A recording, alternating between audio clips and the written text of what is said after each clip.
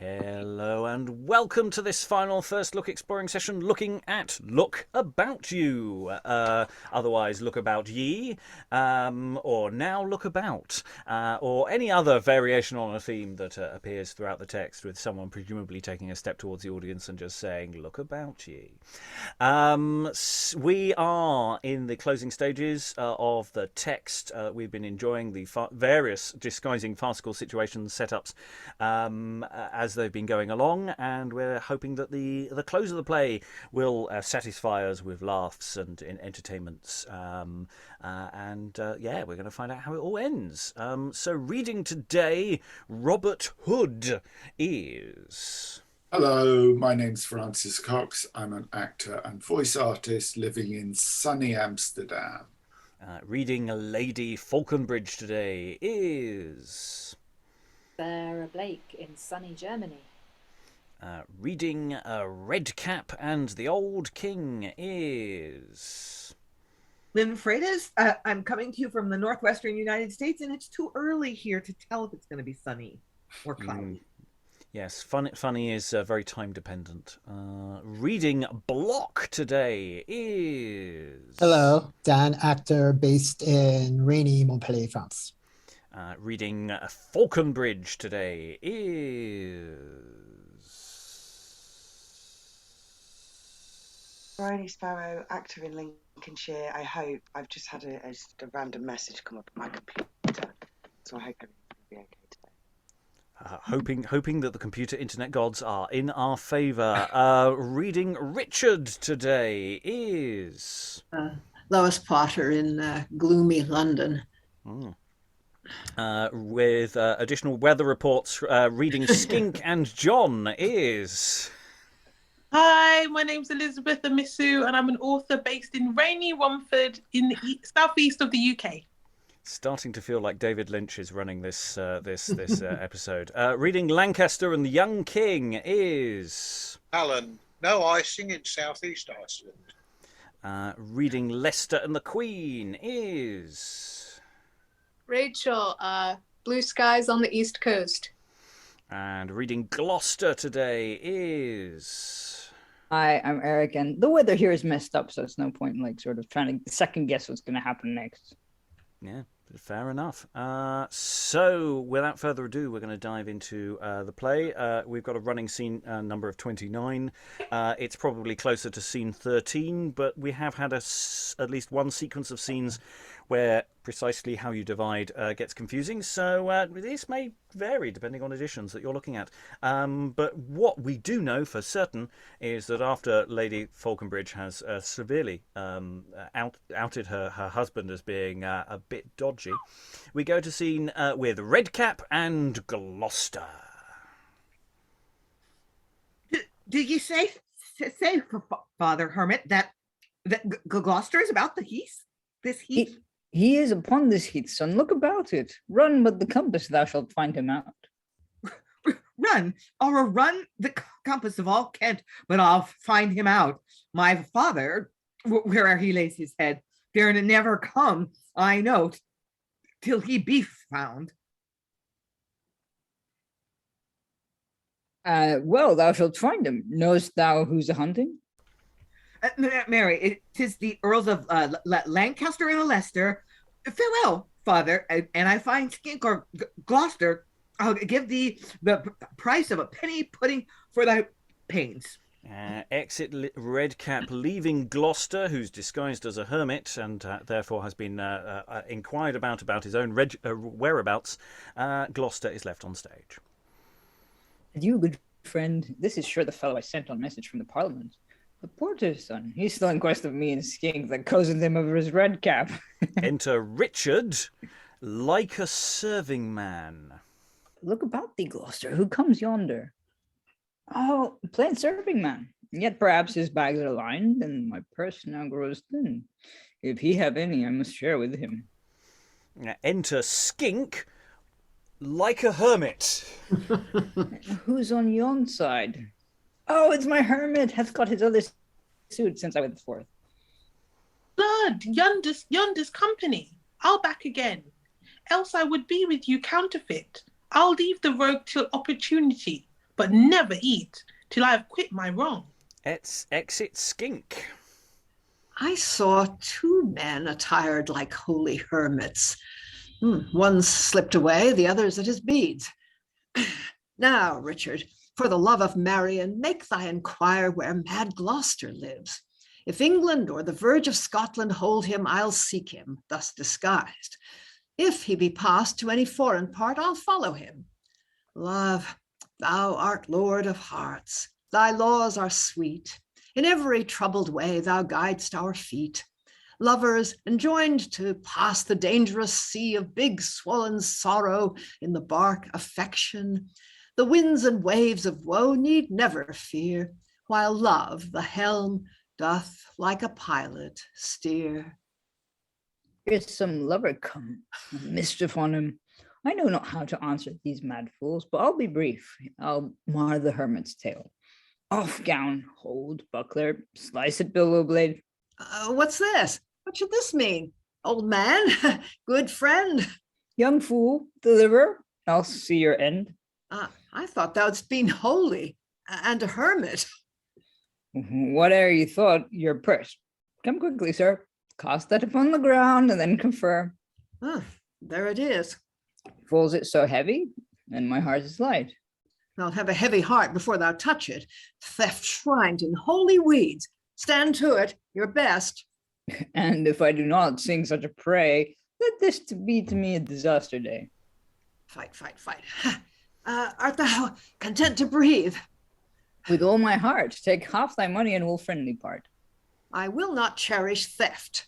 Can I defy thee? And they fight again, and a bit of breathing. Alas, for pity that so stout a man and so reverend in aspect should take this course.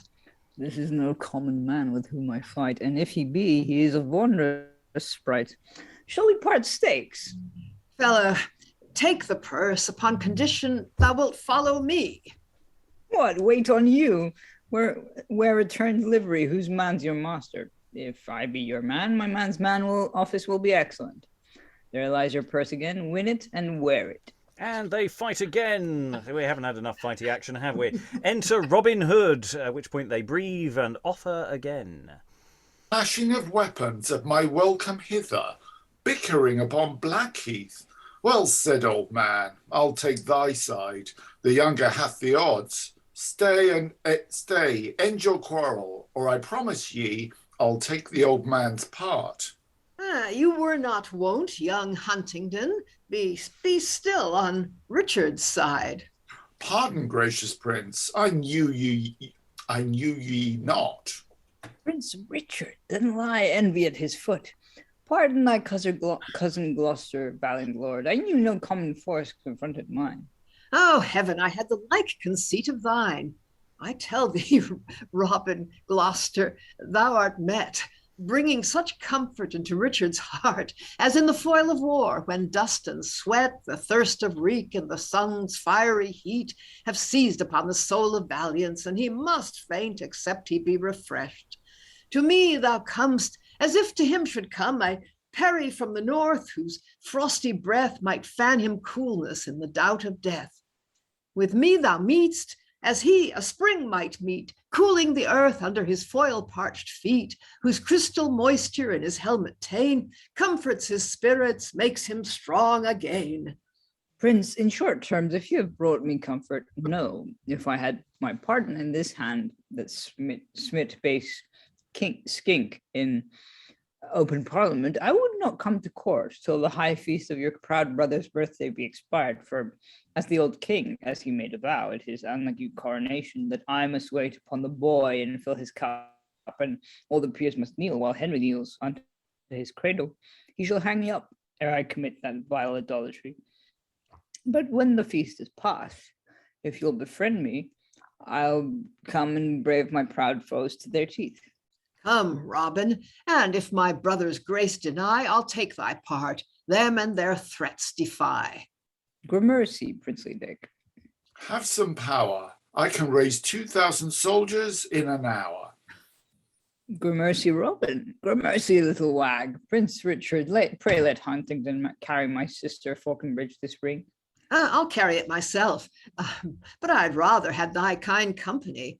Thou mightst have moved thy sister, whom I long have vainly loved. I like her that she shuns temptation, Prince Richard, but I bear with doting lovers. I should not take it well that you urge me to such an office. But I bear with you, love's blind and mad. I to her boldly. Try her, but if I know she yield, faith I'll defy her. I like thy honorable resolution. Gloucester, I pray thee pardon my entreat. It is men's custom, part, gentle prince. Farewell, good Robin, this gold I will borrow. Meet you at Stepney, pay you all tomorrow. Adieu, Gloucester. Exit Robert. Farewell, be short. You gone, I hope to have a little sport. Take heed, mad coz. Tut, tell me not of heed. And exit Richard. He that's too wary never hath good speed. And we'll pause there before some hallooing occurs to move us into the next unit of action of this particular scene. So, yeah, we've got this sort of interesting late bit of lamp shading going on here when Skink comes in wearing another hermit's costume, of which we have had no plot reason to set up. It's just literally just has to go, oh, he's got his other suit. So, you know, it's, obviously the hermitage had more than one in there. But it does sort of read like the playwright thought, oh, maybe we should have them both on stage at the same time in the same costume. Oh, just have someone mention it in passing. It'll be fine. That'll cover that. That's okay. And that's cool because it's a silly play. It doesn't matter. Alan. There was actually a mention of a second suit. Was there? Earlier on, yes. It was a line that went by because there seemed no relevance to it at that time. Mm-hmm. Now, whether that was a retrofit when he suddenly realised he needed something for this sequence, but it was about 6 or 7 scenes ago. Oh, right. It's in yesterday's. I entirely missed that, so that's cool. Then it's not a late lamp shading at all. It has been set up. Good.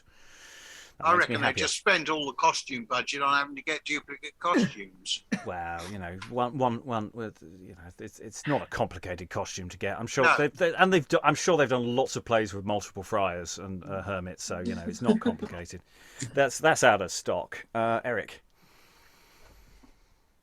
I kind of like that Gloucester is basically like, I mean, obviously having not had context for this, except for the small summary that you gave me earlier.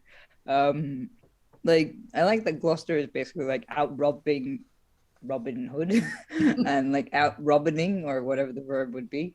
Because he kind of like turns up and goes, your money or your life. And then just kind of, but it's the prince, aka brother to the king, I'm assuming. Which is kind of like, this is not the person you want to be robbing. The person who can pardon you royally. Mm. Yeah, and we get a fight scene. You know, it's not a Robin Hood play if there isn't a fight scene. Okay, it's not Robin Hood actually doing the fighting, but you know, we do get a few bouts of fighting. That's nice, and you know, and that makes me happy. Lynn, I can't help but find that moment in the middle of the scene really weird, where Richard's like, you know, I've been trying to seduce your sister for a while now, and you know, I kind of like you to back me up on that. And Gloucester is like, has to try to play it both ways. It's like, well, no, I actually am glad that she keeps saying no to you, but I'm not going to get in your way. Keep trying, but I hope you fail. I mean, it's so weird. Should we try to make that funny, or is that just... I think we try and make it funny. I mean, you know, just on principle. Yeah. Lois. Realpolitik, isn't it? Mm. Yeah. Another thing I think is quite funny is the way Richard goes into that very flowery speech. I'm as glad to see you as this and this and this, and you know, Gloucester's reply. You know, Richard, in short terms, you know, maybe we could be brief. Yes, he almost has exactly the same number of lines in response, isn't it? So you wonder if there's a sort of formality to both that exchange that's being played up. Yeah. Other thoughts, Eric, and then Francis. Well, also there's that thing of like, yeah, as you were saying about the sister, it's just like, yeah, totally. You said what about my sister? And it just kind of feels a bit it feels very modern, actually, sort of. Yeah, totally. I'll totally help when not. Yeah, I just kind of, I don't know. The way it's set up is quite nice. Francis. Yeah, it's a small point, but I'm a big fan of alliteration, and there's some lovely examples in here. The price of a penny pudding for thy pains, and weapons at my welcome, and bickering on Blackheath. Buckler, slice it, Bilbo Blade. Oh yes, I missed that one. Yeah. What? No Baggins? Indeed. Okay, so we're mid-scene. Gloucester's been left on stage, but we're going to get a bit more action occurring as various people are going to enter or re-enter now. So there's hallooing within. Enter Lancaster with a broken staff in his hand. Who's this? Old Lancaster, my honoured friend? These knaves have served me well. Let me alone. I've hunted fairly, lost my purse, my chain, my jewels, and be banged by a bold knave, clad in a hermit's gown like an old man. Oh, what a world is this? It's ill, my lord. He's come again. Oh, knave, 'tis the worse for thee. Yes, because he's mistaking Gloucester for the other hermit. Keep from me. Be content with that thou hast, and see thou fly this heath. For if I take thee, I'll make thee to all thieves a spectacle. Had my staff held, thou hadst not scaped me so. But come not near me, fellow, thou art not best. Holla! Earl Leicester! Holla! Huntsman! Ho! And we can perhaps infer the exit of Lancaster shouting. Upon my life, old Lancaster hunting hath met my fellow hermit. Could I meet him, I'd play at rob thief, at least part stakes with him. Enter Skink, still dressed as a hermit. Zones! He is yonder alone. Enter Redcap with a cudgel. Now revenge thyself on yonder slave. Snail still prevented? This same Redcap rogue runs like hobgoblin up and down the heath. He hermit, ye have made Redcap run a fine compass, have ye not? I made thee run? Yonder's my evil angel. Were Redcap gone, Gloucester would conjure him. Jesus but bless me. Whoop! To two hermits! I'll clapper clot to one of ye for mocking me, and I do not hang me, which is the false knave. I am sure the old hermit would never mock an honest man. He is the counterfeit. He mocked the fellow. I did not see him in my life before. He wears my garments and has cozened me. Have you cousin the hermit and made Redcap run to no purpose? No, he's a counterfeit. I will tell no lies. As sure as Skink deceived thee of thy clothes, sent thee to Kent, gave thee thy fare by water, so sure he's false, and I the perfect hermit. This villain is a conjurer, I doubt. Were he the devil, yet I would not budge. Sir, you are the counterfeit. Oh, this is the true hermit. Stand still, good man, and that I'll bombast you in faith. I'll make you give the old man his gown. Offers to strike. Gloucester trips up his heels, shifts Skink into his place. God's lid, are you good at that?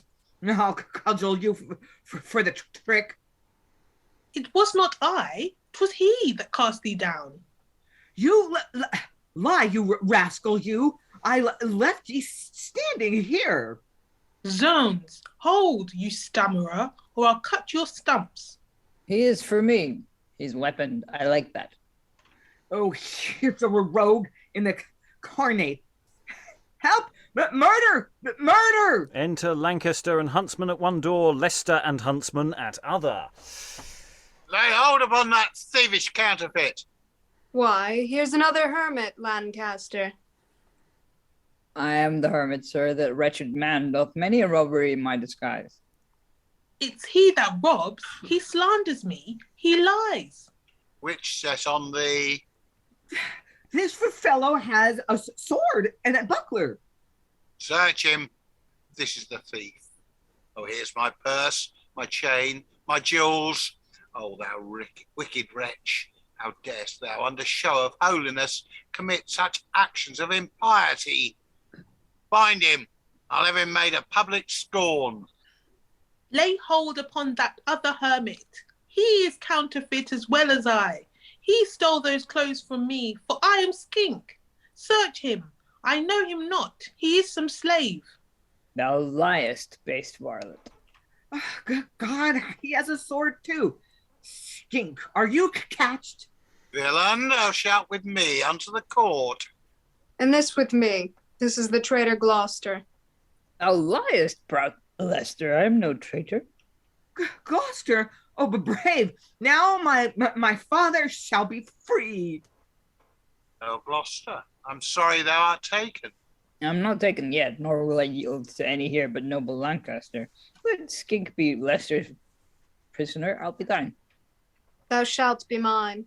First, through a crimson sluice, I'll send thy hated soul to those black fiends that long have hovered, gaping for their part, when tired life should leave thy traitor heart. Come, Lancaster, keep Skink. I'll go with thee. Let loose the mad knave, for I praise his shifts. He shall not start away. I'll be his guide, and with proud looks outface young Henry's pride. Look to them, Lancaster, upon thy life.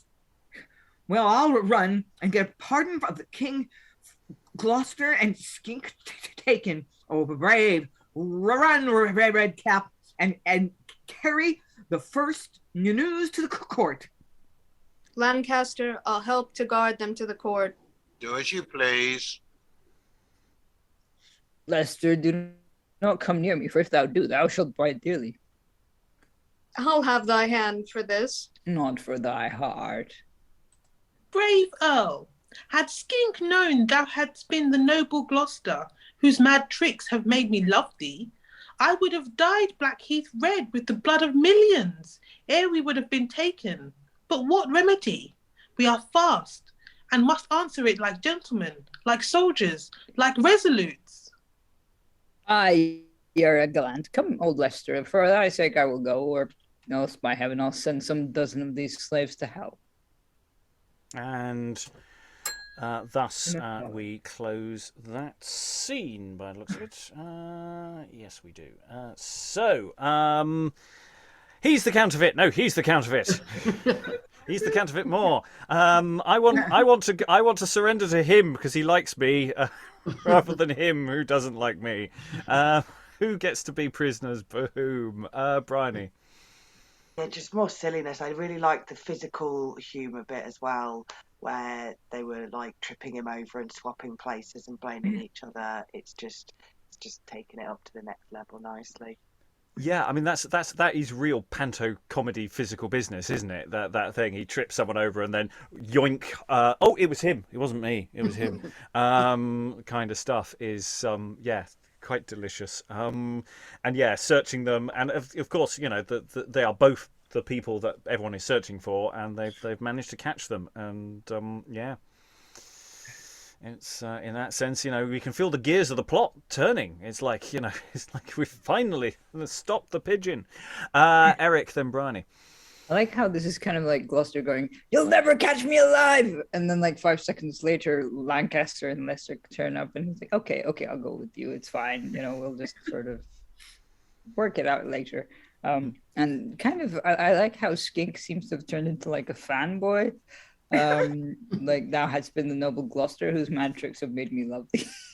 Like, okay, cool, yeah. Respect. Yeah. Briony, then Lois. Yeah, it was a bit disappointing that they just suddenly knew who they were. Like, I would have liked a Scooby-Doo reveal there. You know, who is this hermit really? Take off his coat. Oh, it's you! But they just, for some reason, suddenly they just knew, which was a little bit disappointing. Yeah, they should follow the rules of this disguising game. The players clearly said these disguises are impenetrable without, consent of the disguised to reveal themselves. Lois. Well, I think they take the hermit gown off and see the sword, and presumably the great thing about these hermit gowns is you can put them on over whatever else you're wearing. And I don't know what the two were disguised as before they were disguised as hermits, but that's presumably the stratum that we're on now. But yeah, I mean, I just think the sight of two people dressed as hermits coming on together is hilarious at this point, if people have been following the plot. There's a plot? Oh, yeah. Keeping track of the stuff. Plot, but no story, right? Yeah, yes. There's a lot of plotting, but yeah, the story is basically catch these guys. They've caught them. What happens now you've got them? Well, we shall see. Eric. I do like how it's kind of like, oh, he's weaponed. I like that. It's just, yeah, he's armed. I'm gonna hang out with this guy now. Yeah, I kind of find it interesting how Gloucester and Skink have this moment of like shotgun for like the equivalent of, but like to be prisoners of Lancaster because they just want to sort of the kinder treatment as opposed to trying to escape, which would be the reasonable thing to do. Yes, I mean we've had something slightly similar with in the Spanish tragedy of the who it's more the other way round of who lays claim to the capture of a single individual, but yeah, the question of who captures you and as we know there are two different factions duking it out here. So who you surrender to is quite important for your own individual safety because one side is vaguely on the side of one of them. Lois, then Alan, I think, and then we'll move on. Yeah, I mean, of course, in the Spanish tragedy, it's got to do with all the ransom and the loot you can get from capturing somebody, which doesn't really apply here. But yeah, I think it's interesting the way that, we get this in other plays too. I think at the end of Every Man in His Humor, the judge Clement, or whatever he's called in that play, is just someone who enjoys wit. He just thinks anything is funny, and will forgive almost anything if it's funny. And people keep doing this at the ends of comedies. Oh, yes, well, I forgive everybody because it was so funny. And that's really what's sort of happening here. I mean, both Skink and Gloucester have such an appreciation of humor that they end up liking each other, even though, in the first scene we had Gloucester hitting Skink because he was furious that I think Skink was being given his lands, in fact, at that point. And in fact, that's pretty much why they're both on to a degree, why they're both on the run. That particular incident, though, of course, Skink has done some terrible things. Just going to mention that every so often. It's poisoned someone. Through effectively an innocent person, and in theory, mercy killing as well of a hermit. So killing hermits is obviously fine in comedies. We should see more of them. Alan. Yeah, I mean, I think there's a need to sit down with a chart to work out who is disguised as who at which point. Because I think at this point, either Skink or Gloucester is wearing some of the other's clothing, which they nicked in the previous scene when in the prison. Because there was a costume change that involved the two of them. Yeah, I think their overgarments is the important thing when it comes to the costume changes. So they've got the Friar stuff on. Though I'm not sure how much Friar stuff Gloucester, because Gloucester must have put some of the Friar stuff back on because he took some of it off to fight Richard.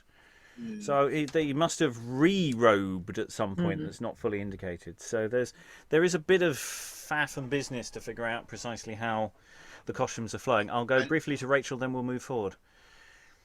Yeah, all the business that's going on in the scene, like the prisoners and the fight over the prisoners, there's, they could physically be pulling the one prisoner to another side and then the other one and doing the switching. And then also how Eric said the running away, you could have those moments, I think, too, of like, one person grabs the guy and they put him like behind him and then the guy just keeps walking. And maybe if there's I don't know, did they say there were other people on stage? Like if there were other officers on stage, you could just have them block them and then they'd come back, or somebody would go back and grab them and be like, no, he's my prisoner, or something like that. Or I think Leicester or Lancaster also says that Skink nicked a chain from somebody. So you could have him in this scene take the chain back from Skink.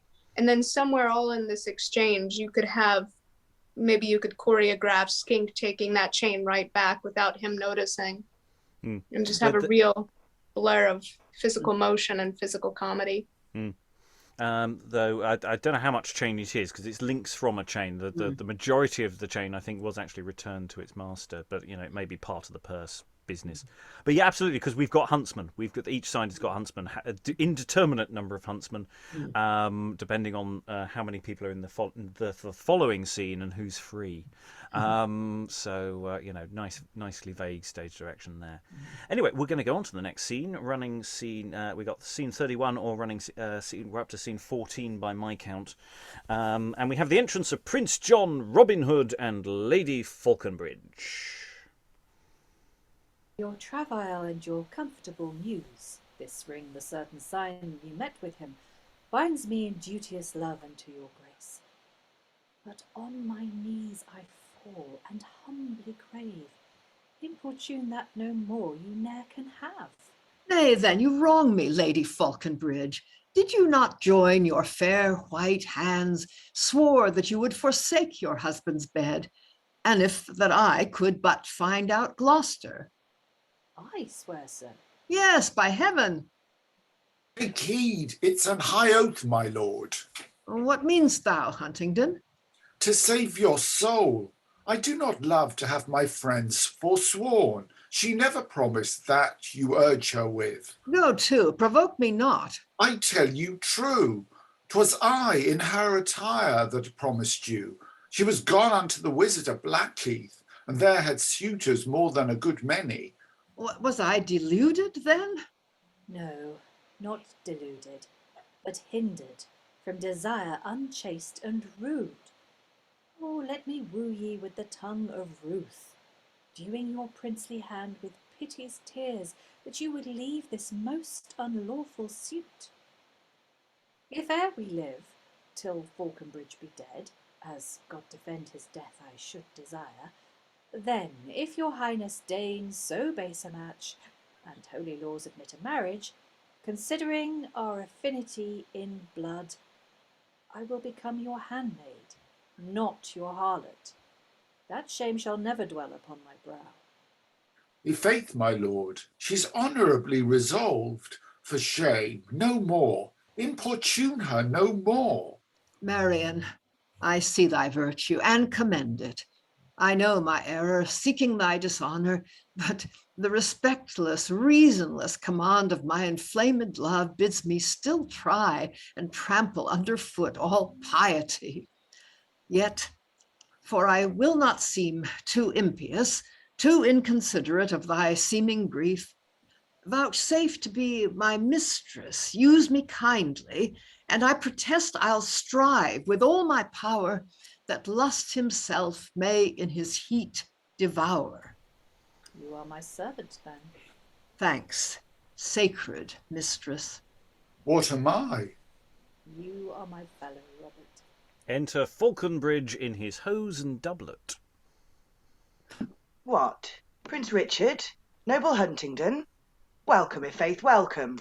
By the morrow mass, you are come as fitly as my heart can wish. Prince John this night will be a reveller. He hath invited me and Marian. God's Mary Mother go along with us. It's but hard by, close by, at our town tavern. Your tavern? Oh, aye. 'Tis his own made match. I'll make you laugh, i'faith. Come, he's ready. Oh, come away. Where's the princess? She is ready too. Block, my man, must be her waiting man. Nay, will you go? For God's sake, let us go. Is the jest so? Nay, then, let us away. Oh, 'twill allay his heart, make dead his fire. Ye bobbed me first, ye first gave me my hire, but come, a God's name, Prince John stays for us. And they exit, apart from Robert. This is the word ever at a spendthrift's feast. They are gulled themselves and scoffed at by their guests. Yes, exit Robin. And then we seem to have everybody coming back on again by these strange directions, which is interesting. But we'll let that rattle on. Enter John, Fauconbridge, Robin Hood, Richard, and others. Scoffed, Skink, Gloucester, women, fools and boys abuse me. I'll be revenged. Revenged. And why, good child? Old Fauconbridge hath had a worser basting. Aye, they have banded me from chase to chase. I've been their tennis ball since I did court. Come, John, take hand with virtuous Isabel, and let's unto the court like loving friends. Our kingly brother's birthday's festival is forthwith to be kept. Thither will high and grace with pomp that great solemnity. Whither ye will, I care not where I go. If grief will grace it, I'll adorn the show. Come, madam, we must thither, we are bound. Both to see the court, Gloucester being from thence, or kneel to him that gave us this offence. Body of me, peace, woman, I prithee, peace. Enter Redcap. Godspeed ye, Godspeed ye. Whither run you, sir knave? Run, sir knave. Why, I run to my lady Fauconbridge to tell her Skink and Gloucester is taken, and are gone to the court with the Lord Leicester and the Lord Lancaster. Is Gloucester taken? Thither will I fly upon wrath's wings, not quiet till he die. Exit John with Princess. Is Gloucester taken? Aye, he is taken. I will warrant ye with a witness. Then will I to court, and either set him free or die the death. Follow me, Fauconbridge. Fear not, fair madam. You said you had the porter in your house? Some of your servants bring him. On my life, one hair shall not be taken from his head. No, not he, nor you, nor Gloucester injured. Come, Moll, and Richard says the word, ne'er fear. Madam, we have 20,000 at our call. The most young Henry dares it but to brawl. God, it proves so. Follow, Huntington. Sir Richard, do not fail to send the porter. Block, bring the porter of the fleet to court. Enter Block. I will, sir. The porter of the fleet to court. What more porter of the fleet? What? Redcap. Run, Redcap, wilt thou see thy father? My father, I would see my father, and there be a porter in your house? It is my father. Yeah. Follow me, Redcap, then. Exit Block. And you were 20 blocks. I follow ye, so I would, and run to the court and kneel for the king for his pardon. Come away, Redcap. Run, Redcap. I run as fast as I can. I warrant you. And we can infer that people exit there. This is a slightly messy, awkward, transitional scene. It feels like, people are exiting, running on again. It feels like there isn't really a distinction between those two units of action, and we come straight head first into that question of who the hell's the princess? I think it's John's, isn't it John's wife? But I don't. I asked that question yesterday. I was like, is John married? Yeah. But apparently there's been no evidence of it. We've had this references to the princess, but it's never sort of connected with anything in a meaningful way, and it's like, what? And if it's called Isabel, then it would make sense that it's his. But anyway, Lynn, then Alan. But it's not continuous action. A whole scene takes place off stage where he's flirting with what John is hitting on this woman he thinks is the merchant's wife, which was really Lady Fauconbridge, and then it turns out it's his own wife, and we don't get to see that scene. That's so weird. That like the scene where John kind of gets his comeuppance for being a randy old bastard. It doesn't happen on stage. He just comes on complaining about being tricked. That's just, it's like a funny scene that the author didn't take the time to write, or maybe they had to cut it because the script was too long. But it's really weird that a comic scene is just reported and not played. It's just weird.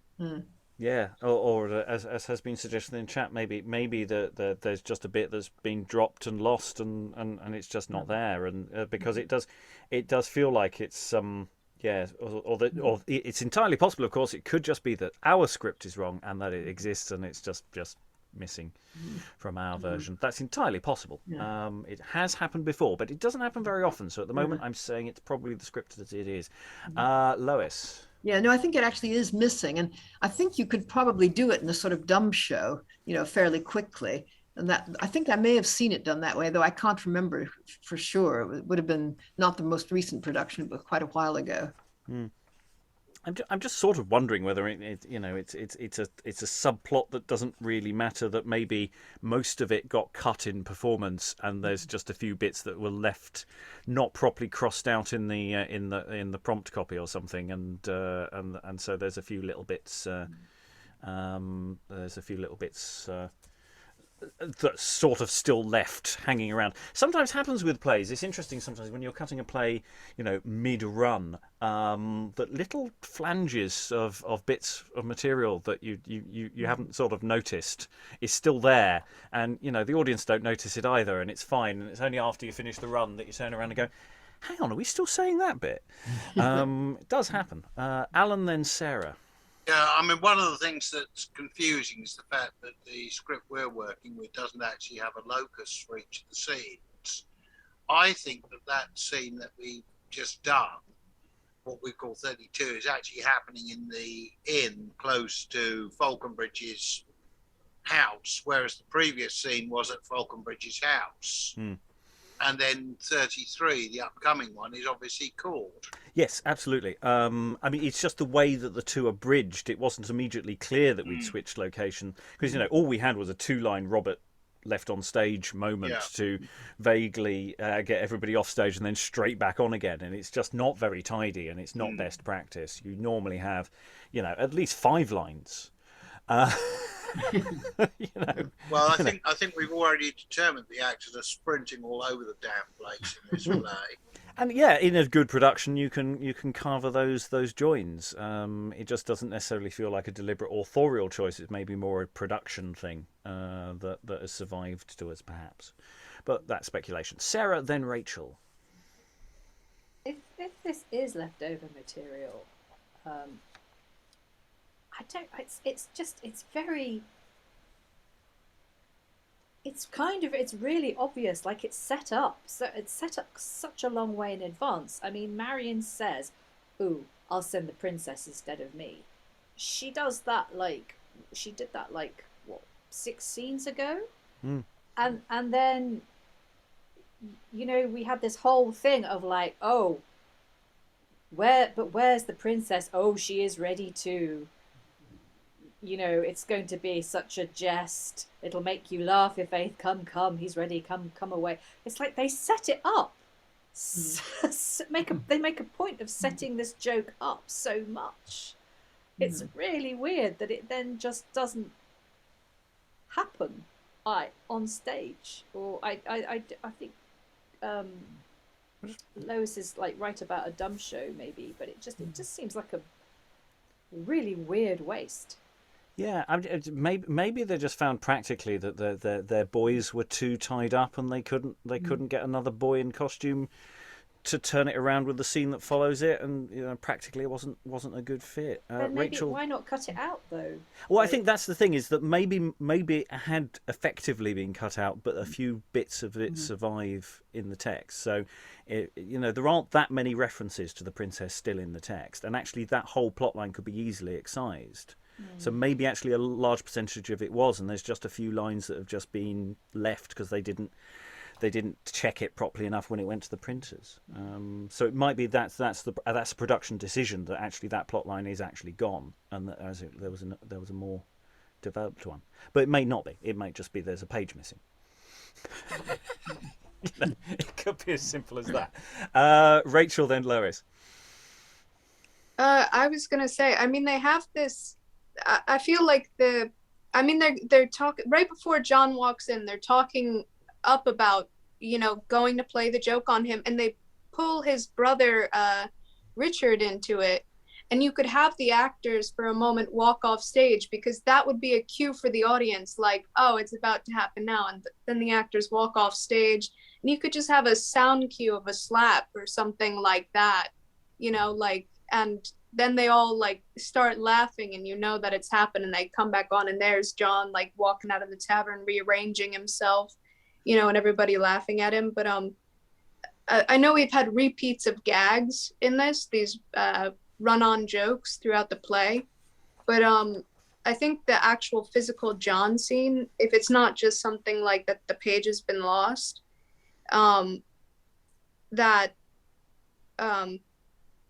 it's kind of like a repeat of a scene that we had with Lady Fauconbridge and Fauconbridge, that she had her reveal with Robin, and I don't know, could you redo that joke again as a whole scene? That sort of situational humor all over again.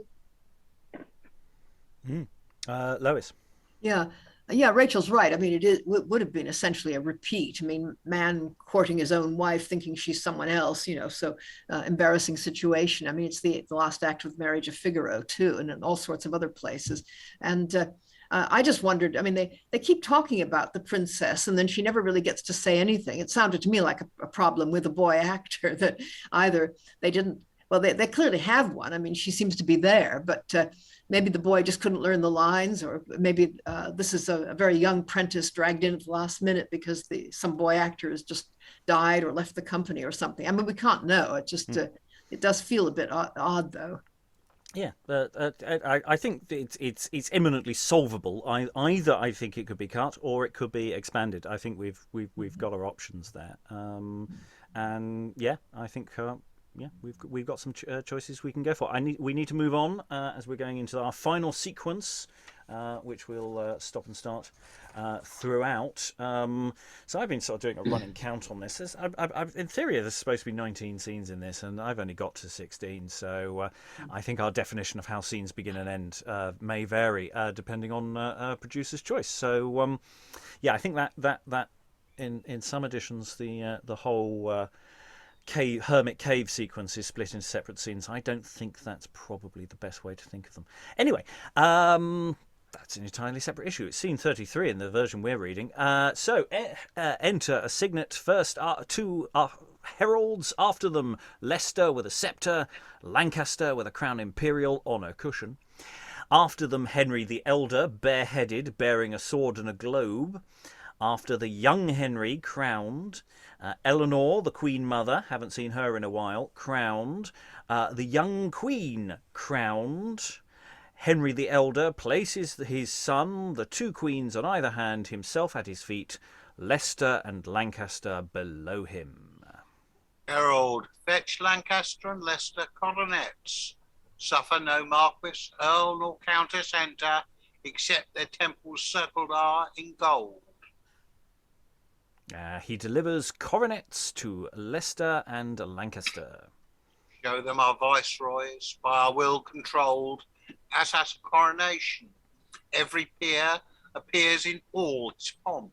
So at this feast, held for our birthright, let them be adorned. Let Gloucester be brought in, crowned like an earl. Exit herald. This day we'll have no parley of his death, but talk of jouissance and gleeful mirth. Let Skink come in, give him a baron's seat. High is his spirit, his deserts are great. You wrong the honor of nobility to place a robber in a baron's stead. It's well ye term him not a murderer. Had I mistermed him?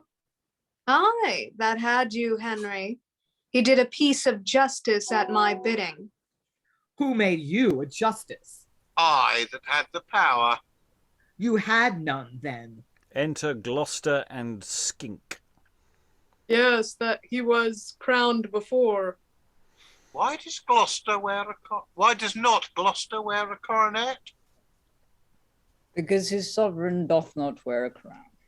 By heaven, put on thy coronet, or that heaven, which now with a clear arch lends us this light, shall not be curtained with the veil of night, ere on thy head I clap a burning crown of red-hot iron, that shall sear thy brains. Would Gloucester crown thee with thy coronet?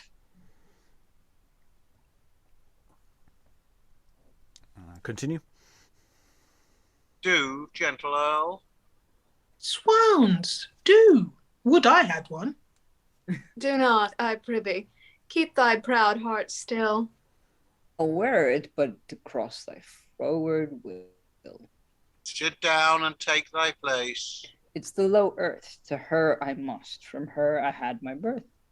We are pleased thou shalt sit there. Skink, take thy place amongst my nobles.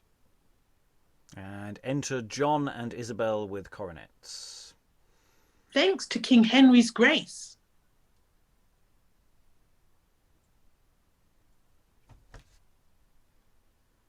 John, Earl of Morton and of Nottingham, with Isabel his countess, bow themselves before their brother Henry's royal throne. Ascend your seats, live in our daily love. And Richard and Robert approach with coronets. Richard, the Prince of England, with his ward, the noble Robert Hood, Earl Huntingdon, present their service to your majesty. You're welcome too, so little by thy love. Enter Fauconbridge with his lady, she a coronet. Old Richard Fauconbridge, Knight of the Cross, Lord of the Cinque Ports, with his noble wife, Dame Marian, Countess of West Hereford, offer their duties at this royal meeting. Sit down, thou art a neuter, she a foe. Thy love we doubt, her heart too well we know. What suitors are without? Let them come in. And have no justice where contempt is king. Madman, I give no ear to thy loose words. Oh, sir, you're welcome. You have your old seat. Though thou sit higher, yet my heart's is great. Great heart will make you lesser by the head. Ill comes not ever to the threatened. Enter Block and Redcap. What are you two? Mary, and please you, I am Redcap. And what's your mate? A poor porter, sir. The porter of the fleet that was condemned? No, truly, sir. I was porter last when I left the door open at the tavern. Oh, is it you, sir? And what would you two have? I come to require the young king of his goodness, since Gloucester is taken, and he would let my father have his pardon. Sirrah, your father has his pardon signed. Go to the office, it shall be delivered. And shall he be porter again? Aye, that he shall, but let him be advised hereafter how he lets out prisoners. I will warrant ye, my lord. What hast thou more to say? Mary, I would have Skink punished for his pony catching me. Is that your business? Aye, by my troth it is. Then get away.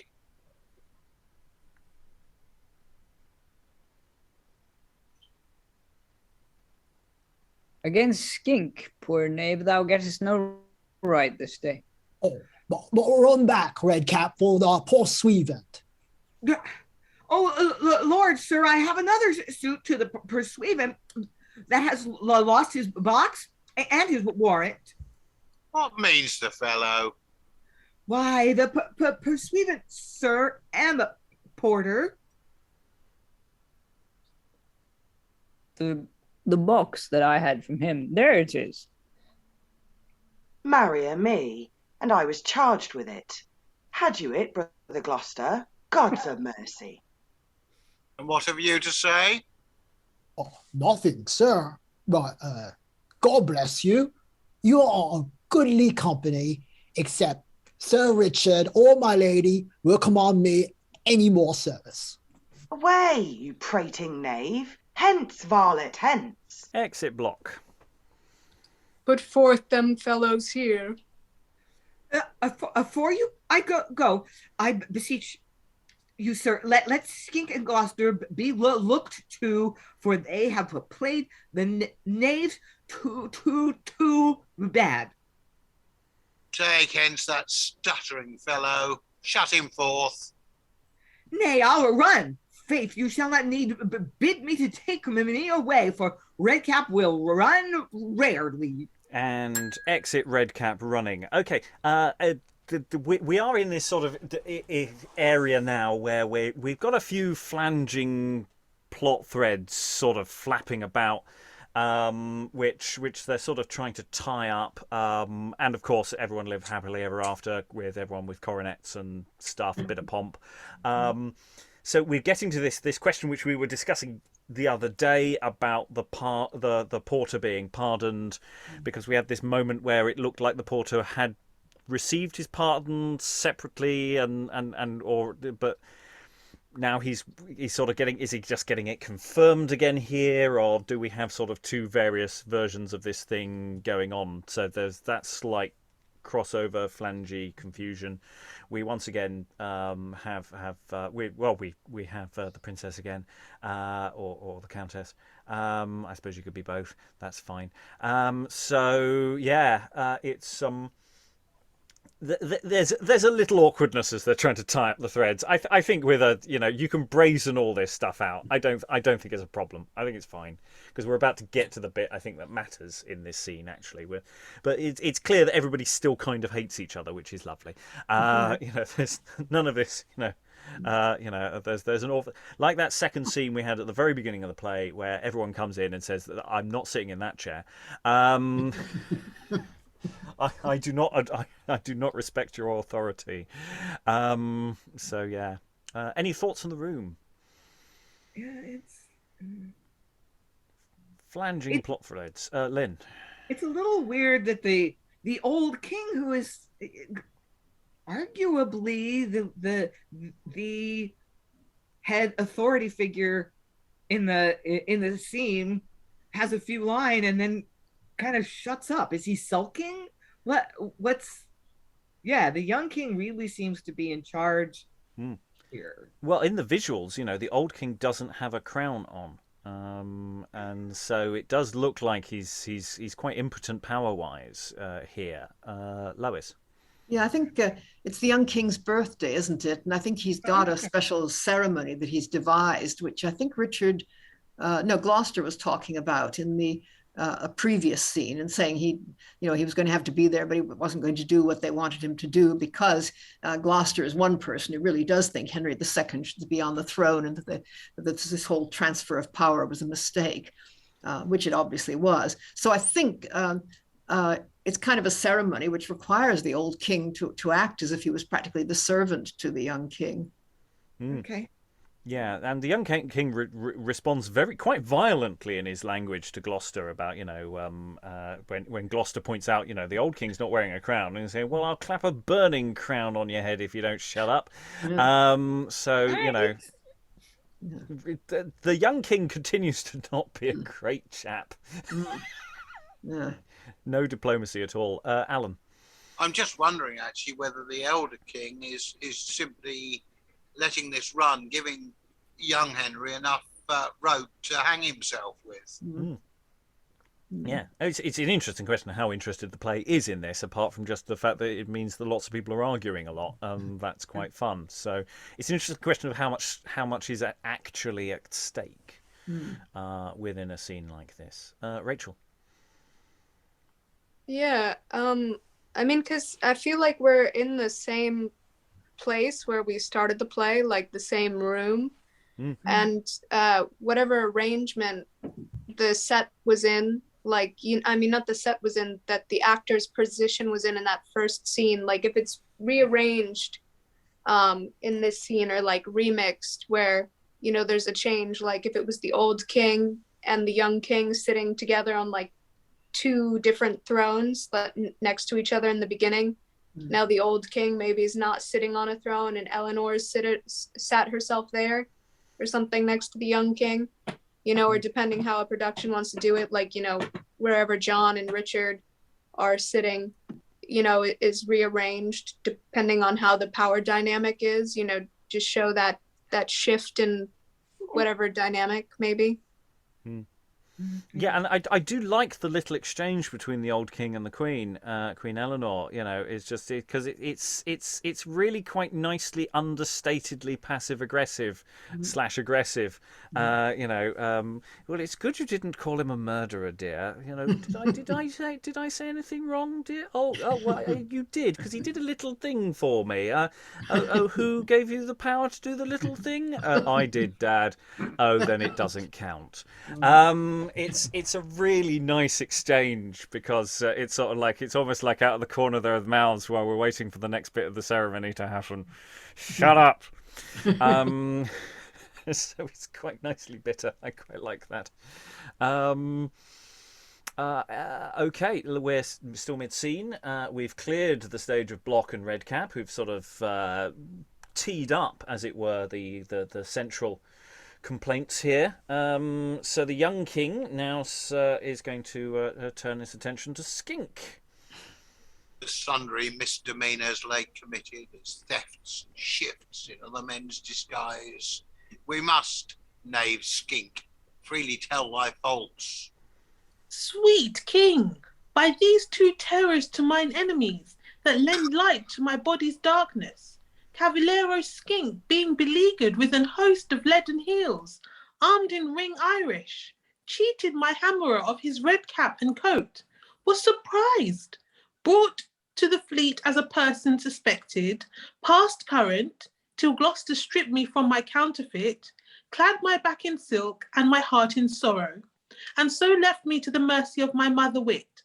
How Prince John released me, he knows. How I got Fauconbridge's chain, I know, but how he will get it again, I know not. Where is it, sirrah? Tell me where it is. I got it from him, and I got John's sword. I would to the hilt up in thy heart. Oh, be more charitable, Brother John. My liege, you need not by particulars examine what the world knows too plain. If you will pardon Skink, his life is saved. If not, he is convicted by the law. For a Gloucester, as you worthily resolved, first take his hand, and afterward his head. Skink, thou hast life, our pardon, and our love. And your forgiveness for my robbery? Tut, never trouble me with such a toy. Thou hinderest me from hearing of my joy. Bring forth a block, wine, water, and towel, knives, and a surgeon to bind up the veins of Gloucester's arm when his right hand is off, his hand that struck Skink of Parliament. I shall bear his blows to my grave, my lord. Son Henry, see thy father's palsied hands joined like two suppliants pressing to thy throne. Look how the furrows of his aged cheek fill with rivulets of wet-eyed moan. Beg mercy for old Earl Gloucester, weigh his guilt. Why for a slave should royal blood be spilt? You wrong mine honour. Skink must be revenged. Father, I do commend your humble course, but quite dislike the project of your suit. Good words in an ill cause make the fact worse. Of blood or baseness justice will dispute. The greater man, the greater his transgression. Where strength wrongs weakness, it is mere oppression. Oh, but King Henry, hear a sister speak. Gloucester was wronged. His lands were given away. They are not justly said just laws to break that keep their own right with what power they may. Think then, my royal self began the wrong in giving Skink what did to him belong. Hear me, son Henry. Though thou art a king, give, take, prison, thy subjects are thy slaves. Life, need, thrones, proud hearts in dungeons fling. Grace men today, tomorrow give them graves. A king must be, like fortune ever turning, the world his football, all her glory spurning. Still your own counsel, beldam policy. You're a fit toutress in a monarchy. Mother, you are unjust, savage, too cruel, unlike a woman. Gentleness guides their sex, but you to fury's fire add more fuel. The vexed spirit will you delight to vex? Oh God, when I conceit what you have done, I am ashamed to be esteemed your son. Base Richard, I disdain to call thee brother. Takest thou a traitor's part in our disgrace? For Gloucester wilt thou wrong our sacred mother? I scorn thee, and defy thee to thy face. Oh, that we were in the field, then shouldst thou try. How fast old John would from Prince Richard fly. Thou meet a lion in field, poor mouse. All thy careers are in a brothel house. Zones, boy. Now, man. Richard, you wrong Prince John. Leicester, 'twere good you proved his champion. Hasten the execution, royal lords. Let deeds make answer for their worthless words. I know if I respected hand or head, I am encompassed with a world of friends, and could from fury be delivered. But then my freedom hazards many lives. Henry, performed the utmost of thy hate. Let thy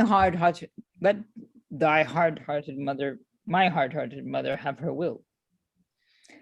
Give frantic John no longer cause to prate. I am prepared for the worst of ill.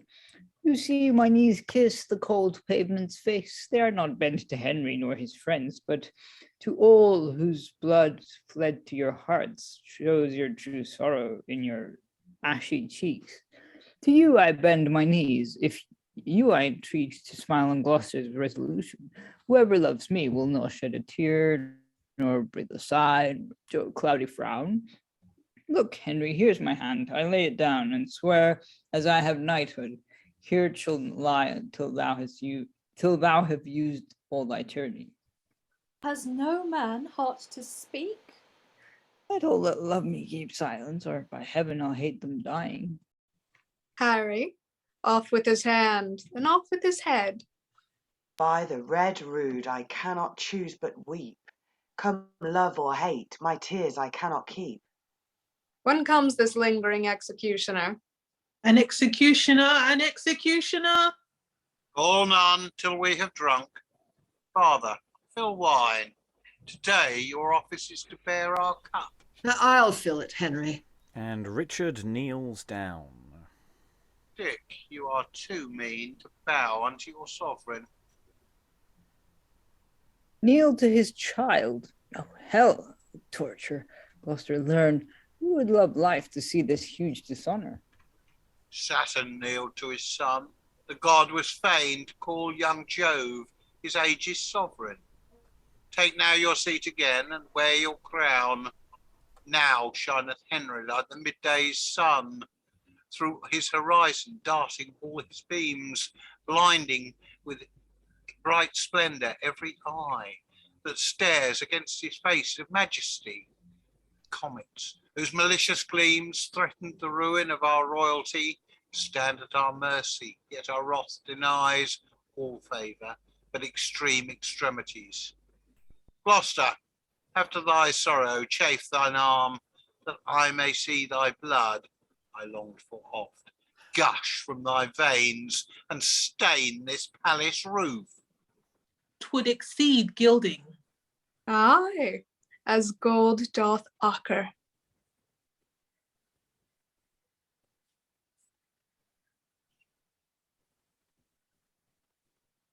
And Gloucester? Sorry, I'm looking for my place. One sec. Oh, it's well you count my blood so precious. Leicester, reach Gloucester wine. I reach him. Proud Earl, I'll spurn thee. Quickly, go and bear it. I'll count it poison if his hand come near it. Give it him, Leicester, upon our displeasure. Thus Gloucester takes it. Again, he flings it in scorn of him that sent it and of him that brought it. Oh, brave spirit. Bravely resolved, brother. I honour thee.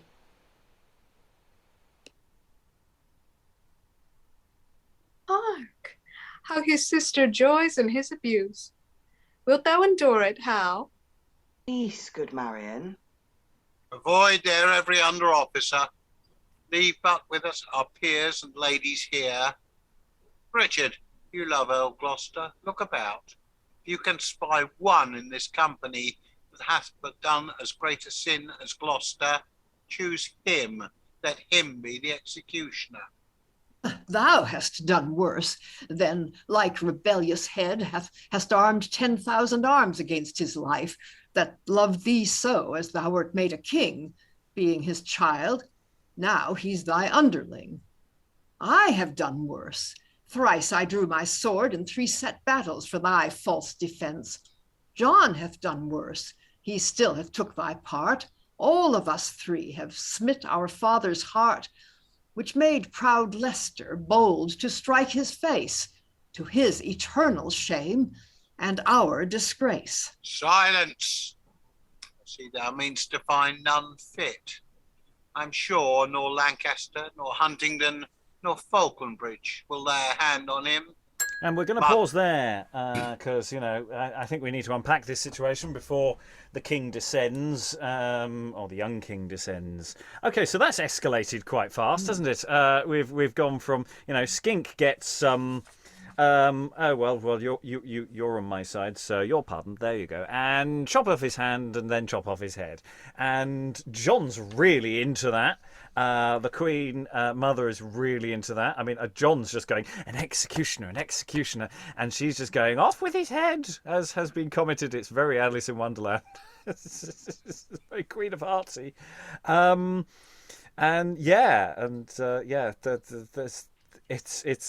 We've gone from quite an interesting escalation of action here. Lynn.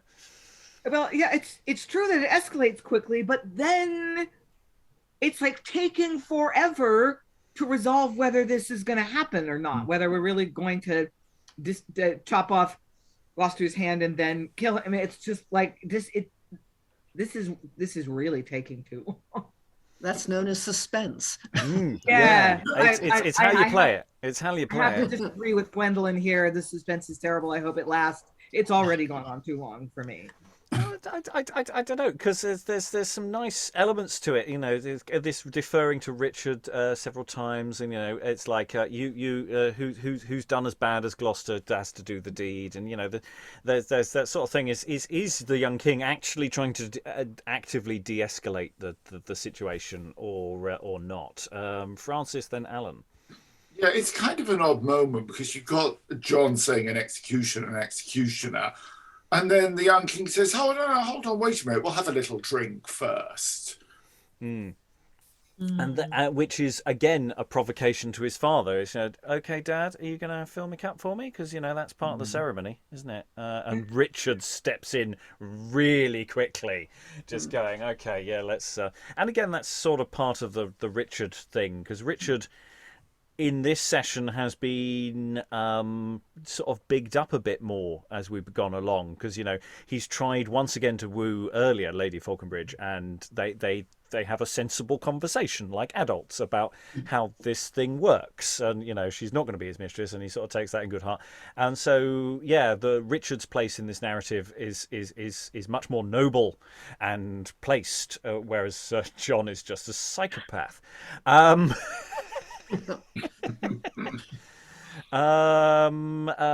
Rachael, then Elizabeth. Oh, sorry. I'll go to Alan, then Rachael and Elizabeth. Sorry. Right. Yeah, I think actually part of what the young king here is psychological torture. He is just trying to make everybody squirm to prove that he's top of the heap. Yes, a sort of active display of power and eking out the moments. Because that whole thing. This is my scene. I'm going to make the most of it. Yeah, I think that's a fair approach. Rachael, then Elizabeth. I was going to say, I think the most visceral reaction that I've had to like the sort of descriptions of gore or torture is from this, when he tells him to go get the block the water in the towel. You know, that's so simple, such simple language, but it's so graphic in a way, because it's like, you know, are you really going to show this on stage, this type of thing? You know, unexpected from this play, which is a comedy that hasn't been so super gory. And then there was something else, but I forget it. So yeah, I think you're right. There is a force multiplier here in the sense, you know, if you go to a Senecan tragedy, you expect that people are going to talk about blood and guts and stuff sizzling and things for ages. But then, you know, I may see thy blood I longed for off gush from thy veins and stain this palace roof. It's quite extra in the context. Elizabeth and Eric. Yeah, I was just speaking to what Rachel was saying and what Francis was saying. I noticed in the comments someone mentioned Game of Thrones, and I was thinking about Joffrey and what he's like after Baratheon. I think it's Baratheon dies and he becomes king. And there's the sense that we had this young king as like a cardboard cutout character in the beginning, but he's actually starting to mold into very much more of a well-constructed character. And the more that we see him, I find the more that we see him, he becomes more sadistic. And the mind boggles how the old king could have made him king, but also you could see why he had almost had to do it, because the young king was so sadistic and so ambitious. And then another thing I wanted to mention was just the pace of the play. In the beginning, it was like moving at a rapid pace. And now we've kind of slowed down as we've come to the end. And Lois was talking about the suspense. And I think that it's definitely on purpose that we've slowed down the pace somewhat, so that we're almost crawling towards the conclusion. Although to a degree, that's also my fault, because I've stopped this scene a couple of times, and it's not quite as long as it seems. But you're right, the scenes are definitely, this is a longer scene than we've had for a little while, and even the earlier scenes were broken up into much more smaller units of action with lots of people coming on and lots of people coming off. Everybody is on stage, or pretty much everybody's on stage. Yeah, Eric. I'm just surprised by Gloucester going, yeah, kill me, whatever you want. Like, sort of, it just, like, sort of, that sort of, well, not balls to the wall, but sort of, you know, I'm cornered, therefore I will just, you know. He doesn't seem terrified. He's just kind of like, yeah, whatever. I know you hate me, so I'll just, you know, you can kill me now. I don't care. In front of all these people, no one is going to speak in my defense, and no one should, it seems. Although the more he does it, the more people seem to be moved by it. So it's kind of like reverse psychology almost. Yeah, it's, well, you count my blood so precious. I mean, there is something slightly laconic about some of his lines. Briony, then Lois. Yeah, just really enjoying, again, like we had at the beginning, this, it's very artfully, like, bitter, just the way these scenes are written. It's a way that, like, that only families can push each other's buttons. It's that I really love this, the family dynamic and the sniping and the bitterness, and yeah, how some of them just could go completely off the deep end about it. And yeah, I just really like these dynamics. Lois. Yeah, I mean, Gloucester is probably the most sympathetic character in the play, and there was a reference earlier on to how this is what was going to happen to him, and we discover at that point that he's also some sort of a war hero, which we probably wouldn't have guessed from most of what he's been doing in this play, you know. And so here he's behaving again like a war hero. I mean, the king is, I think, the young king is trying to spin it out for mental torture, and he's trying to show that it's not working on him, that he can still take it. I mean, the suspense is really building. It is surprising in a play like this, but I think it does work. Yeah, how far can it push us without dropping us over the edge? I mean, I'm going to assume that he doesn't get his hand and then head chopped off, but, you know, they've got the mechanics for doing such things is well established by this point. Rachel, and then we'll move on. Yeah, about the family dynamic, maybe it's like, you know, John and the young king are more, I don't know, mama's boys. and then Richard's maybe not. Or maybe there's this, I guess, I don't know. I don't want to call it like a redemption because that seems extreme. Like for Richard in this, maybe like the whole amorous stuff in the beginning, like, because in like historically, wasn't he brought up on trials or something of like some, lewdness or something that people don't really know what it was? Like I don't know, he got like taken to trial for something. Maybe there's rumors. I don't know. I have no idea. There was something that he got. Nothing leaping off the top of my head on Richard front. Richard spent very little time in England, and is a very absent figure. But then, actually, quite a lot of the family spent quite a reasonable amount of time out of England. Yeah. They're very more France-centric as a dynasty at this stage. There's an interesting question actually, just following on from that, about how you cast the age range here of the younger sons, and how that actually presents itself, and what that does to the dynamic of this sort of warring family. But that's probably something to throw in later on. Anyway, I cut off the young king as he was about to descend the throne. So let's see what comes next. I'll go back to the beginning of that speech. Silence! I see thou meanst to find none fit. I'm sure nor Lancaster, nor Huntingdon, nor Fauconbridge will lay a hand on him.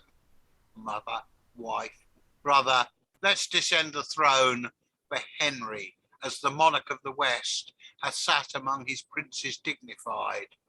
Father, take you the place, see justice done.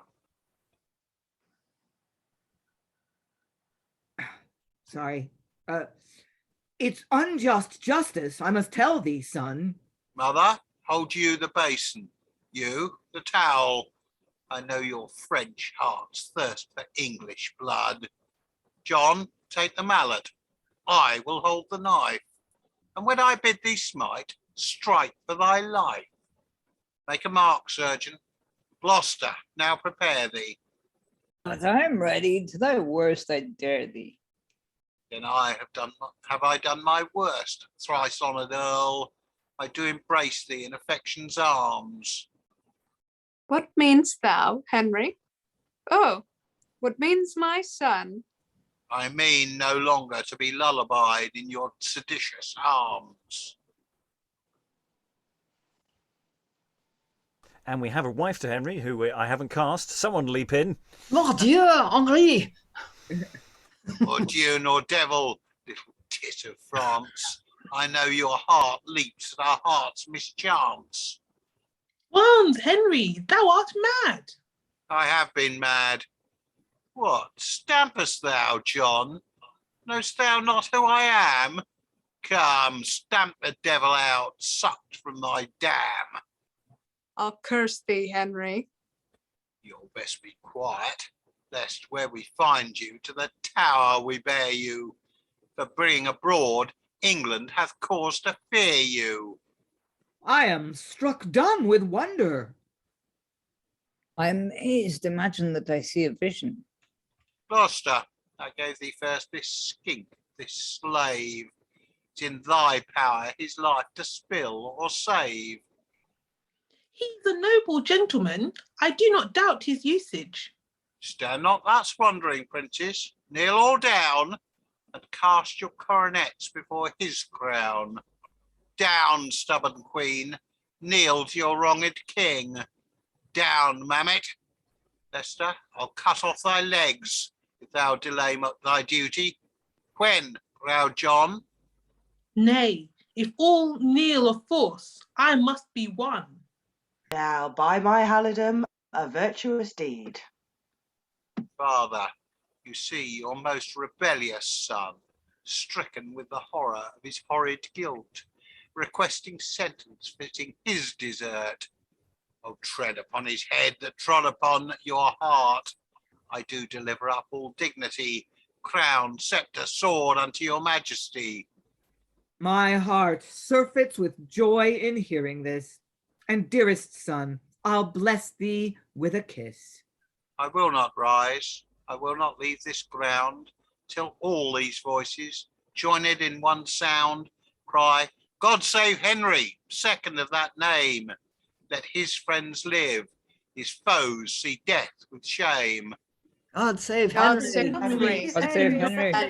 Let his friends live, his foes see death. Nay. Amen, amen, amen.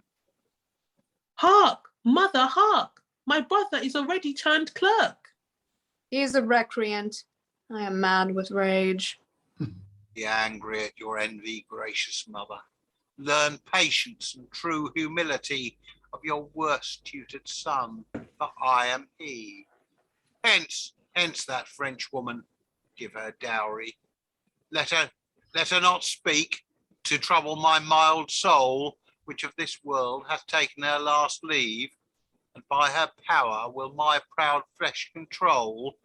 Off with these silks, my garments shall be grey, my shirt hard hair, my bed the ashy dust, and my pillow but a lump of hardened clay. For clay I am, and with clay I must. Oh, I beseech thee, let me go alone to live where my loose life I may bemoan. Son! Son! Brother! Brother! Let none call me their son. I'm no man's brother. My kindred is in heaven. I know no other. Farewell, farewell. The world is yours. Pray take it. I'll leave vexation and with joy forsake it. Exit young king. First conversion. Admirable good. Now, by my halidom, Moll, passing good. He hath fired my soul. I will to Palestine and pay my vows before the sepulchre. Among the multitude of misbelief, I'll show myself the soldier of Christ, spend blood, sweat, tears for satisfaction of many, many sins, which I lament, and never think to have them pardoned till I have part of Syria conquered. He makes me wonder and inflames my spirits with an exceeding zeal portingale. Which kingdom doth the unchristened Saracens, the black-faced Africans and tawny Moors have got unjustly in possession? Whence I will fire them with the help of heaven. Skink will scorch them, brave Gloucester, make carbonados of their bacon flitches. Deserve to be counted valiant by his valour, and Revo will he cry, and Castile too, and wonders in the land of Seville do. Oh, that I were a man to see these flights, to spend my blood amongst these worthy knights. Marry, ay me, were I a boy again, I'd either to Jerusalem or Spain. Faith, I'll keep England. Mother, you and I will live from all this fight and foolery. Peace to all, to us all. Let's all for peace give praise. Unlooked for peace, unlooked for happy days. Love Henry's birthday, he hath been new born. I am new crowned, new settled in my seat. Let's all to the chapel, there give thanks and praise, beseeching grace from heaven's eternal throne, that England never know more prince than one. And they exit and live happily ever after to go and commit racist war crimes.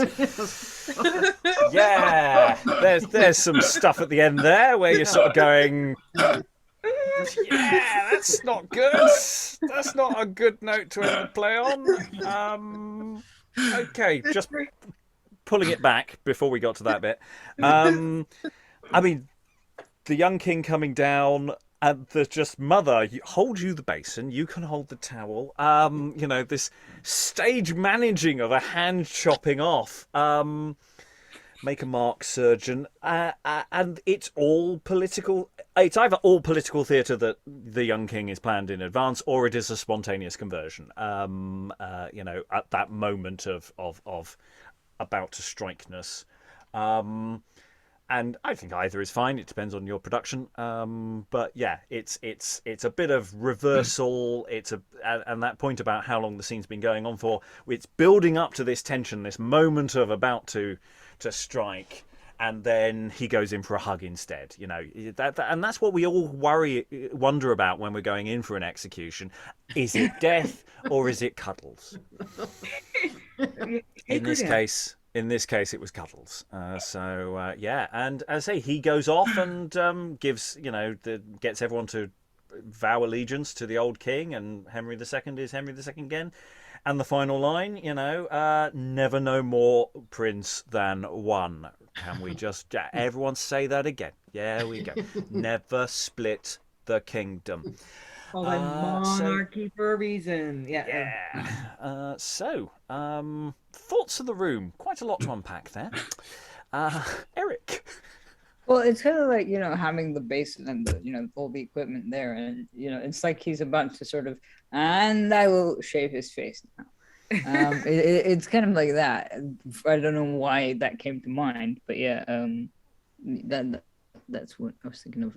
As for splitting the kingdom, we know that's a bad idea because, Gorbaduc. We've seen that happen before, and it's not a very good idea.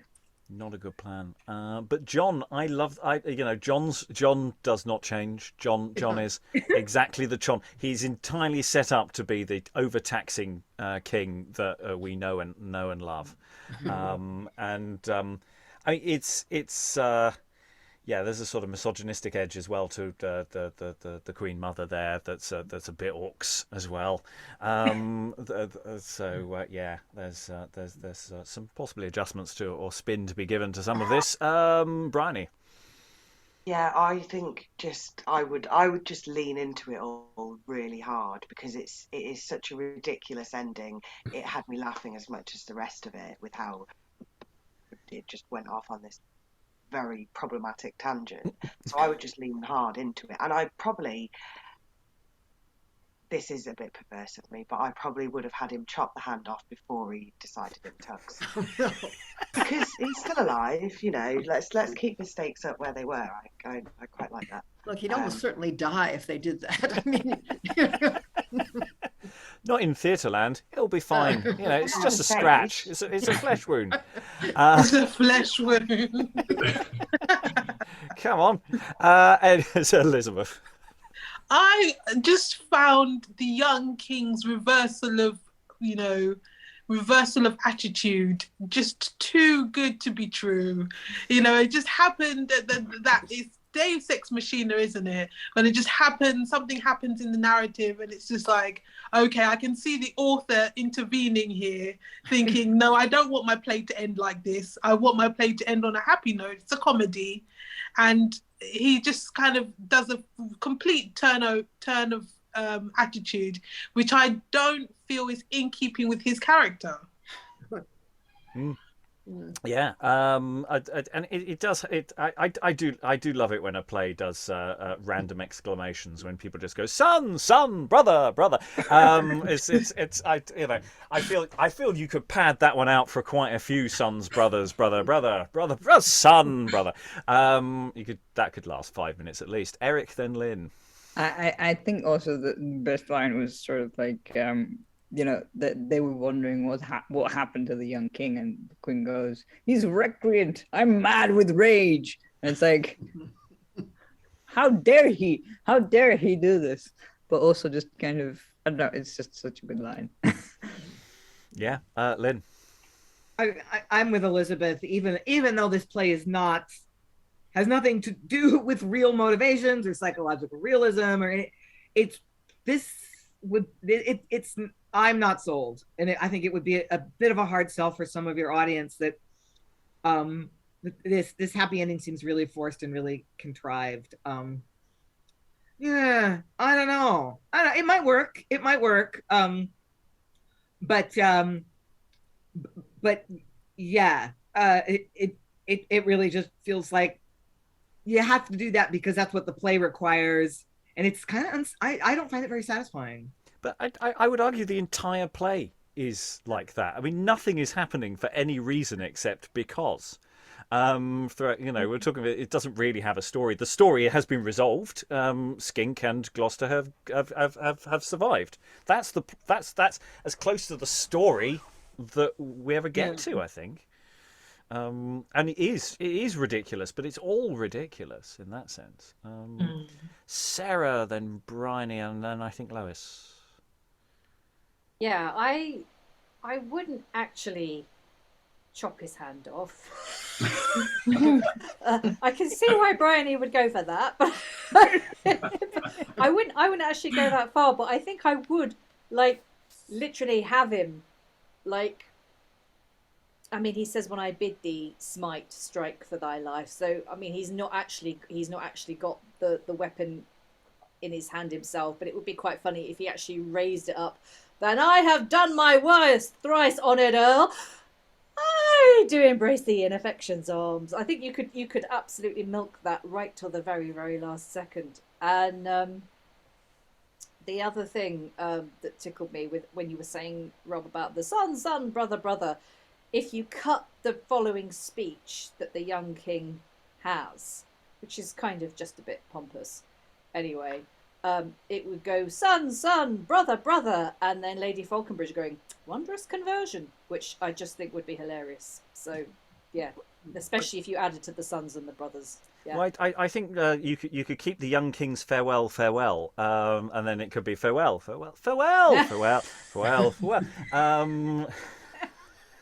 It's just it feels like it could go quite Dadaist at that point, especially as what you do with what immediately follows after that.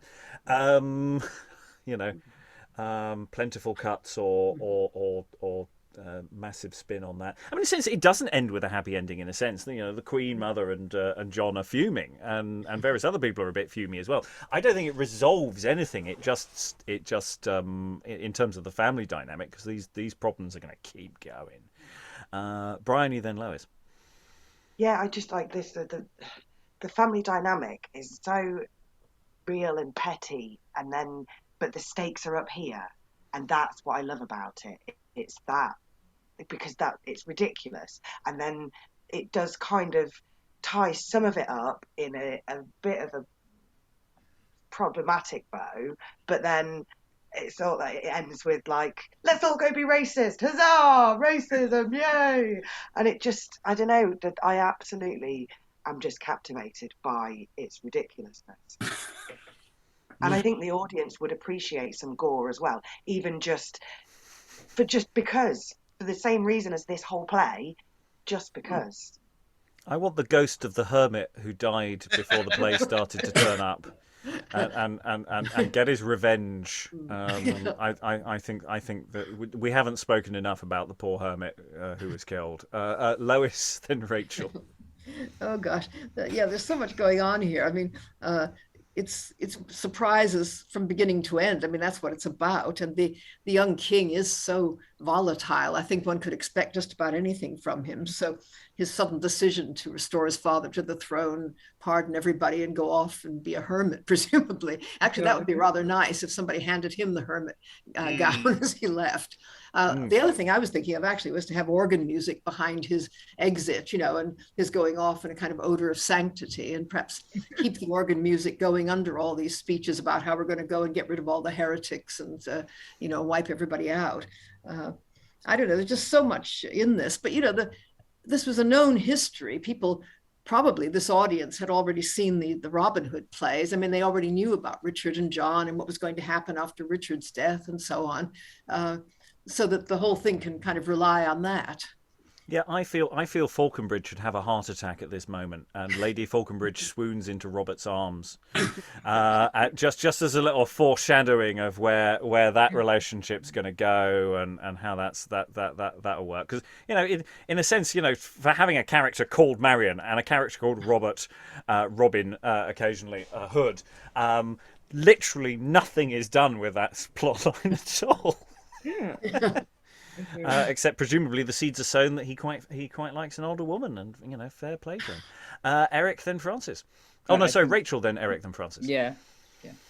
I was gonna say, maybe in a production you could show that the young king, is filled with paperwork, dealing with actual administrative stuff, and he gets slowly sick of it, or you could bring on that dead hermit and have him be like the ghost of revenge, just haunting specifically the young king.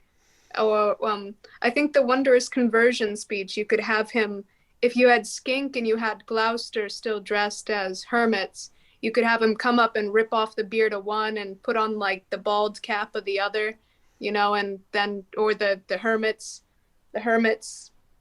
dressing stuff and just walk off stage like he's just done, that wondrous conversion.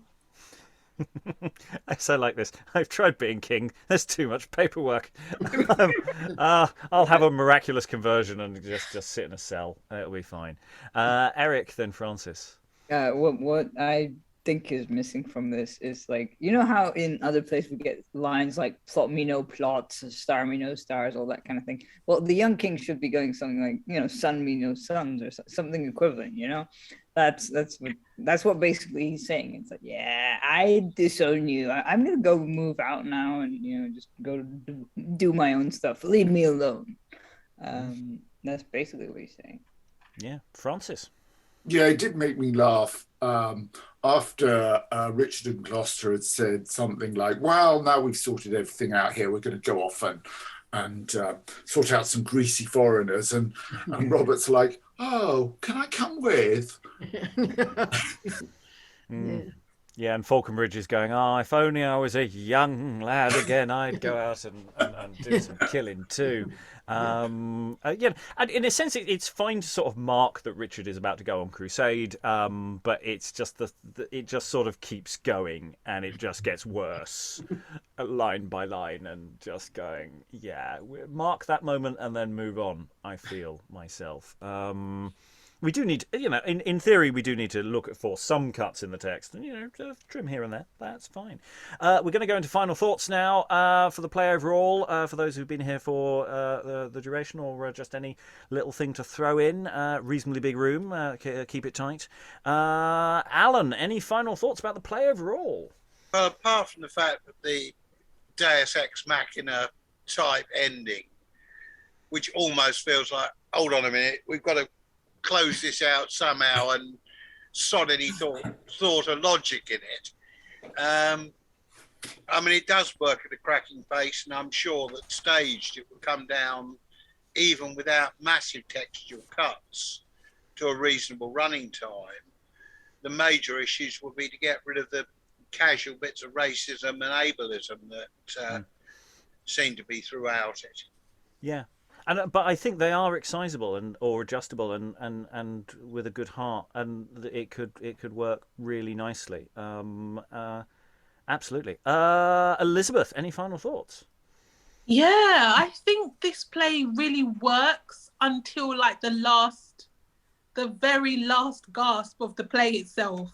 And I thought, a really good director could make it work. They could give that young king the backstory, Joffrey Baratheon. They could give him like lots and lots of intrigue, the reason why he suddenly at the last minute decides to change his mind. I really enjoyed this play. I love the characters. I love that it's a Robin Hood play, but Robin Hood doesn't seem to get much in the way of a go of it in this. He just seems to be there, but he doesn't seem to be quite central to the action. I love all the intrigue with the families. I think it's been said by other people in the room, that family dynamic, that's like the royal dynamic that's kind of got bitter and twisted and it's kind of like seeping out into the kingdom. I thought that is fantastic as well. I really enjoyed it. I definitely think this is a text that needs some dramaturgical work to tidy up some of the edges. We've got some flanging plot lines. We've got some bits we would like to massage out. But you're right, it just does flow really nicely. And I like the ending. I think the ending is fine. I don't have a problem with the ending. I think you just have to do it well, go it with gumption and get the audience going, no, get them reacting. It doesn't have, with a comedy, sometimes it's not about the laughter, it's just the audience has to keep reacting. They have to keep making noises, even if it's not at this stage necessarily laughter. Dan, you've caught the second half of the play. Any final thoughts? I pretty much said everything I wanted to say yesterday. I guess I would add that I agree with you that I've got no issue with that at all with the ending either. Mm. Yeah, little trimmings here and there of some, as Alan had said, casual racism and whatnot. Very easy to do. It's the kind of play that I think I said yesterday, maybe I didn't say it as succinctly as I wanted to. You can kind of just jumping at any point and you can go along for the ride. It doesn't really matter. You're just going along. You're there for the laughs. You're not really there for the plot. And if you start thinking about too much, then you're kind of missing the point of this type of play to begin with, in my opinion.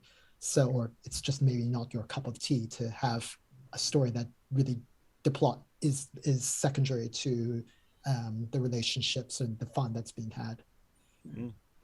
Francis, you nipped out before the interval and came in towards the end. How was it for you? Very well put, Rob.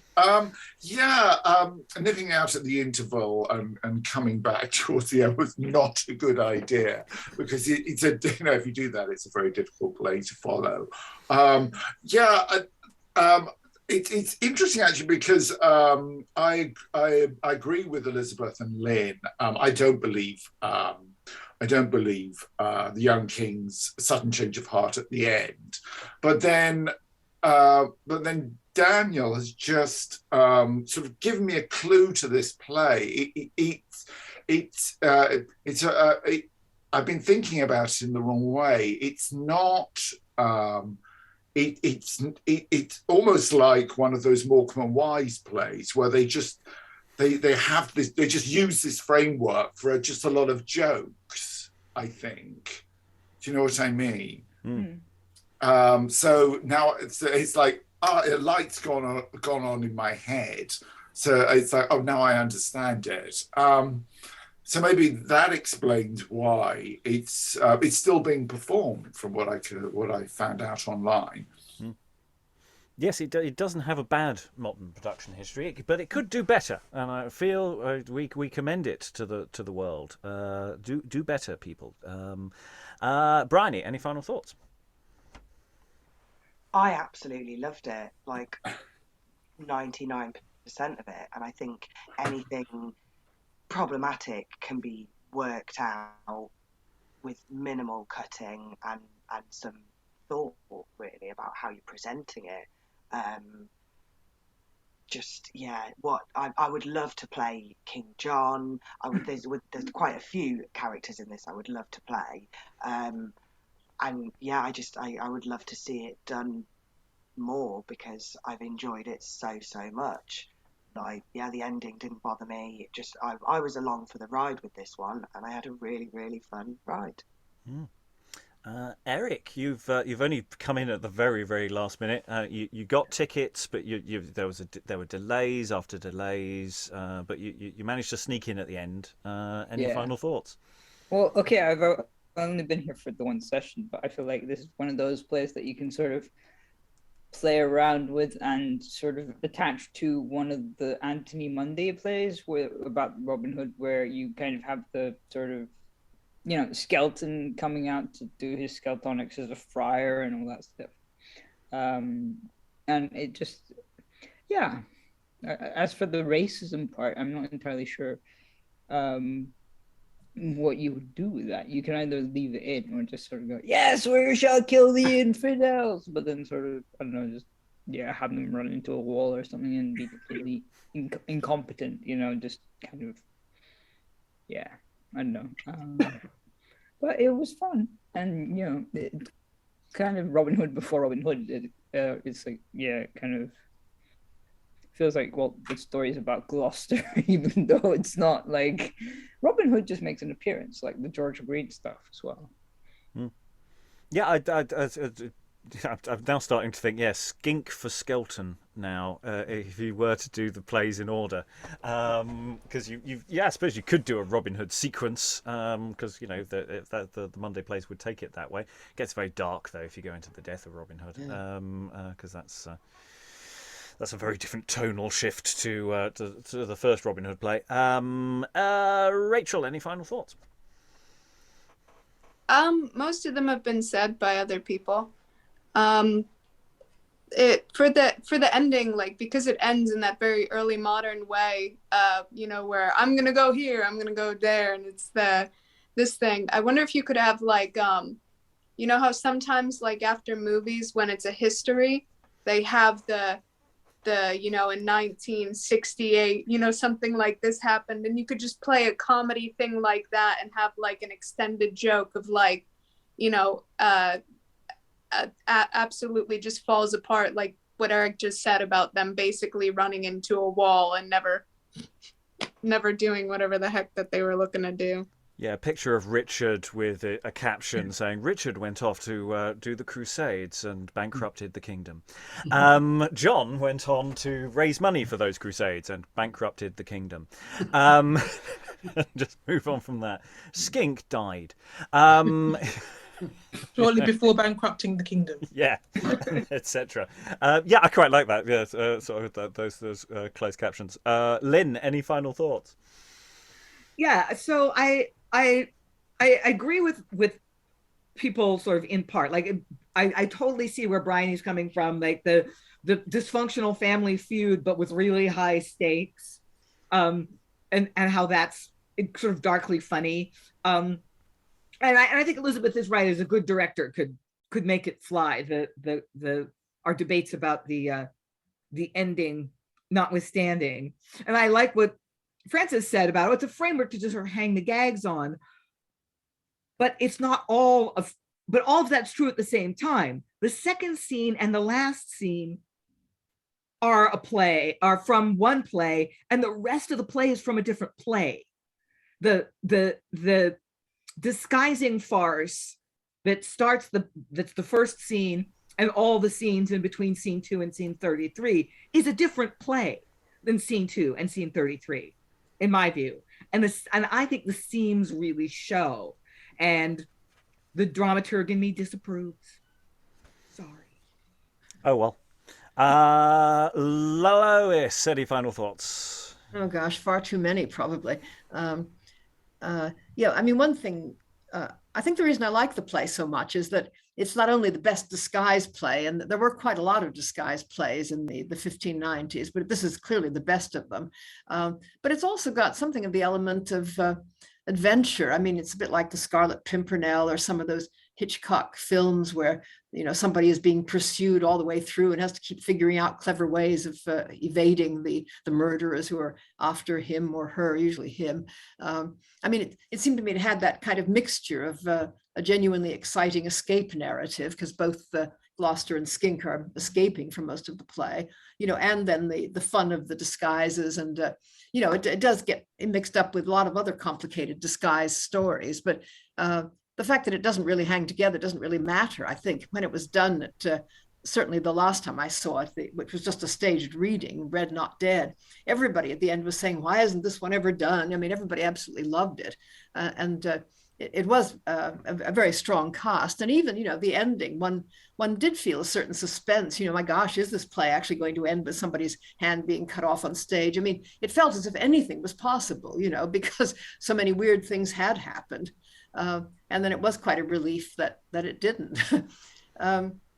The other thing that occurred to me, in fact, Kyle has said in the chat that, you know, in a sense, Gloucester is Robin Hood, and that's quite right, actually. I mean, his name is also Robin, or, you know, Robert.